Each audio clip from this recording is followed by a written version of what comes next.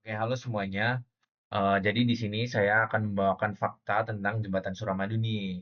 Nah, jembatan senilai 4,5 triliun rupiah yang dibangun buat nyambungin dua pulau, yaitu Pulau Madura dan Pulau Jawa.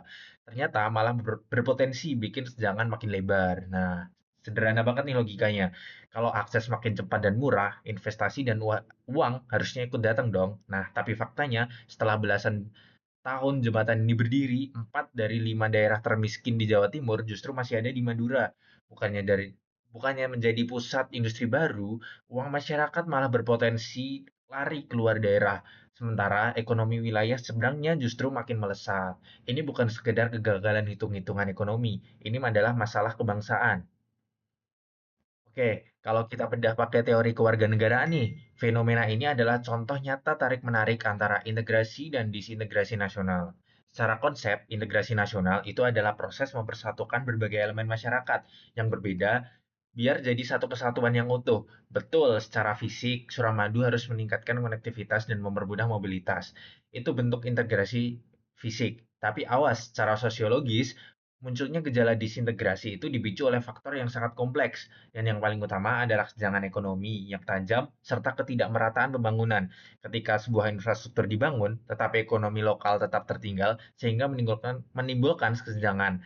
Yang muncul adalah rasa ketidakadilan di masyarakat. Ketimpangan ekonomi inilah yang memperbesar potensi konflik. Ketika masyarakat merasa tidak diperlakukan dengan adil, pertentangan sosial akan jauh lebih mudah terjadi. Kalau dibiarkan, kondisi ini bisa mengarah pada memudarnya ke satu paduan atau disintegrasi, seperti itu. Nah, terus solusinya gimana? Oke, untuk pemerintah, pembangunan itu nggak boleh cuma soal beton dan aspal. Pemerintah perlu memperkuat pemeratakan pembangunan dan keadilan sosial yang real.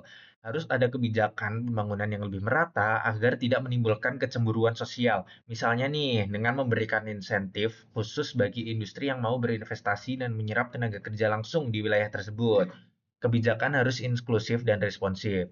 Nah, sedangkan untuk kita sebagai masyarakat, integrasi nasional ini adalah tanggung jawab bersama. Peran aktif kita sangat diperlukan untuk menjaga integrasi melalui sikap toleransi, menghargai perbedaan, dan yang paling penting, tidak terprovokasi oleh isu-isu yang memecah belah. Integrasi itu proses yang butuh sinergi antara negara dan warganya. Jembatan fisiknya sudah ada. Oke, sekarang waktunya kita bareng-bareng bangun jembatan kesejahteraannya. Terima kasih.